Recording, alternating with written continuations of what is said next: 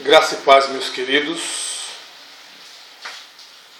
Que Deus possa estar nos abençoando nesses momentos que vamos ler da palavra do Senhor. Hoje nós vamos falar na epístola de Paulo a Timóteo, a segunda epístola de Paulo a Timóteo, no capítulo 2 e no versículo 2, de 1 a 3, que diz da seguinte forma: Tu, pois, meu filho, fortifica-te na graça que há em Cristo Jesus. E o que de mim, entre muitas testemunhas ouvistes, confia-o a homens fiéis, que sejam idôneos para também ensinarem a outros. Sofre, pois, comigo as aflições como bom soldado de Jesus Cristo. Amém. Louvado seja o nome do Senhor Jesus Cristo. Muito bem, meus queridos. Hoje nós vamos meditar na palavra sobre a questão do ensino aos crentes. Hoje nós podemos observar que a palavra de Deus se cumpre quase que cabalmente aquele texto de Oséias 4:6, onde diz que o meu povo se perde por falta de conhecimento. Isso é verdade. E o ensino bíblico para os crentes, irmãos, esta responsabilidade ela tem que partir por meio da igreja, né? De salvaguardar a verdadeira e original doutrina bíblica da palavra de Deus. Por quê? Porque os crentes eles estão ali exatamente para aprender. Quando a Bíblia fala que a pessoa se tornou uma nova criatura, isso você pode também considerar literal na questão espiritual. Isto é, literal na questão espiritual. Porque ele se torna uma criança. A Bíblia diz isso. 1 Coríntios 3, Paulo falando ali, ele diz: olha, eu queria falar a vocês como adultos, mas eu não tenho condição de falar para vocês como adultos, porque vocês ainda são crianças. E ele diz: porque aquele que se alimenta de leite ainda é criança.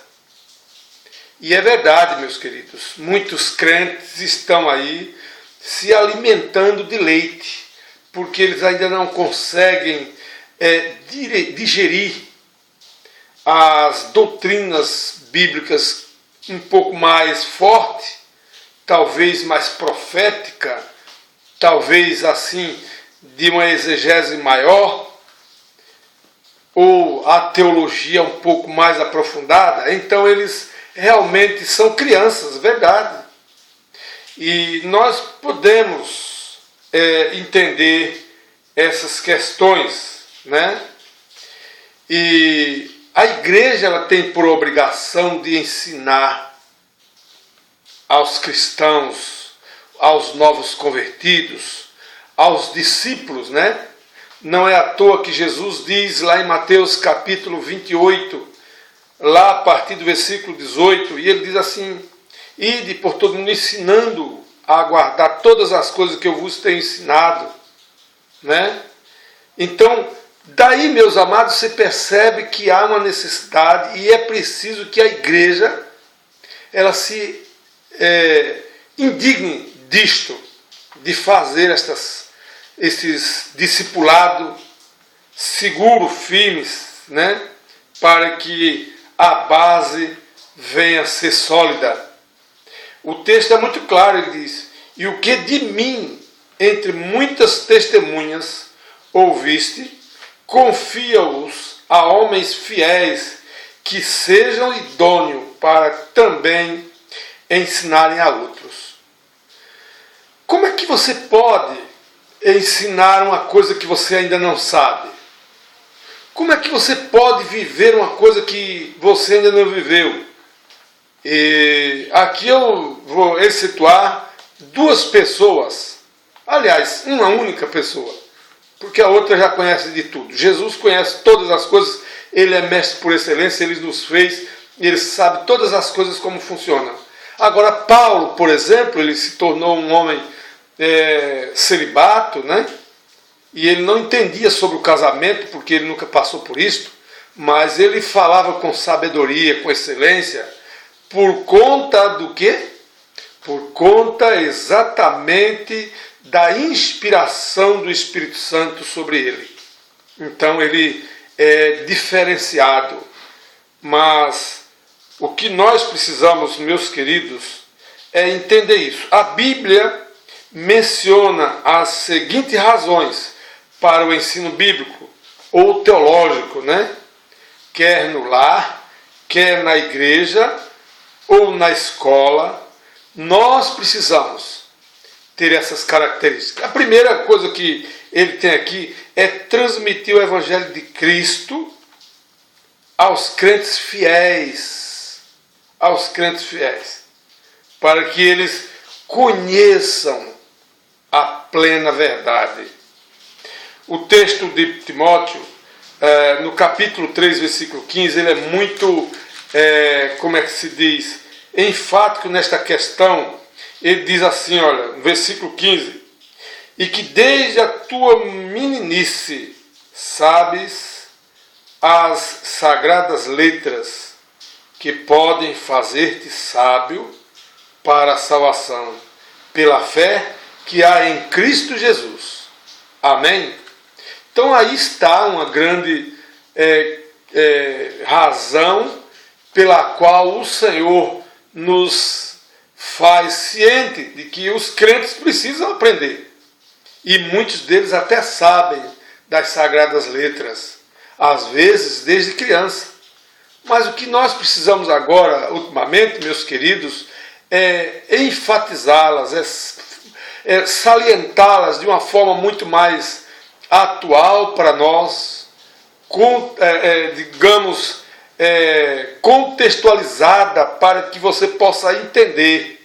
Há pessoas que eles não conseguem compreender. Quando Deus, por exemplo, né, quando Deus disse lá no Jardim do Éden, lá no eterno passado, façamos uma adjuntora tratando-se de Adão, para que vá diante dele, que seja idônea. Você sabe que muitas pessoas pensam que era porque Adão ou Eva teria que ser uma pessoa limpa no SPC, no Serasa, porque falou de idoneidade. Essa idoneidade aqui, amados, é exatamente a questão que falta para os crentes aprenderem. A palavra de Deus diz que é de igualdade, ao mesmo pé de igualdade com Adão, que ela pudesse compreender a Adão da mesma forma que Adão também iria lhes compreender. Entende? Por isso que há necessidade de essas razões, né, para que as pessoas possam aprender a palavra de Deus. Então, outra coisa que é necessária, irmãos, é transmitir esse evangelho aos crentes fiéis. Os crentes fiéis. Porque tem tantas pessoas por aí que eles negociam com a palavra, eles mercantilizam a palavra de Deus, eles fazem da palavra de Deus qualquer coisa, qualquer negociação, para que eles possam tirar vantagens. E a palavra de Deus não fala de que o crente terá vantagem nesse sentido, né? Não, ele não tem, certo? Então o que acontece? Nós precisamos viver essa realidade. Em segundo lugar, ele precisa demonstrar aos estudantes a necessidade principal de batalhar pela fé. Você já pensou nisso? Os estudantes da Bíblia, eles precisam aprender que ele tem que batalhar pela fé. Meus queridos, essa palavra é muito forte, é muito enfática nesses momentos que nós estamos vivendo de que tantas heresias têm se levantado no meio do povo de Deus, e o povo tem levado a vida cristã como que fosse apenas tudo que iríamos viver, no que concerne o Evangelho, seria aqui. E Paulo diz assim: miserável homem que sou, se eu esperasse por Cristo somente nessa vida, eu seria o mais miserável dos homens. Verdadeiramente, querido, nós esperarmos as proezas do Evangelho somente nesta vida, nós somos os mais miseráveis dos homens. Os mais miseráveis dos homens. Essa realmente é a palavra que nós precisamos compreendê-la, sabe? E então, o que acontece? Os falsos mestres, eles estão por aí fazendo esse tipo de coisa, né? Mostrando essas realidades que nós aqui estamos salientando. Eu quero levar você ao livro de Judas, a epístola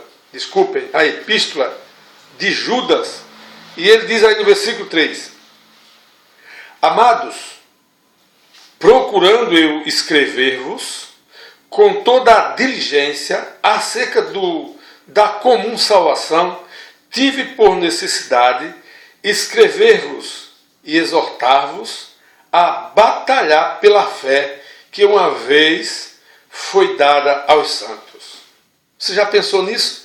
Como essas pequenas epístolas são enfáticas para nós, tremendas, tem muito ensinamento, de uma potência tremenda, num grau de instrução que nós talvez nem alcancemos, ou alcançamos, né? E ele diz, por quê que ele diz que nós devemos? Isso é porque se introduzirão alguns que já antes estavam escritos para este mesmo juízo, homens ímpios que convertem em dissolução a graça de Deus e negam a Deus, o único dominador e salvador nosso, Jesus Cristo. Então aí está, eles fazem esse tipo de coisas, irmãos, amigos, eles convertem em dissolução a graça de Deus da pessoa de Jesus. Então é preciso ter muito cuidado para que não caiamos exatamente nesse engodo do inimigo, que muitos falsos profetas têm levantado esta questão por aí. Precisamos estarmos alertos a isto, para que o Senhor não deixe nos cair nessas posições, né?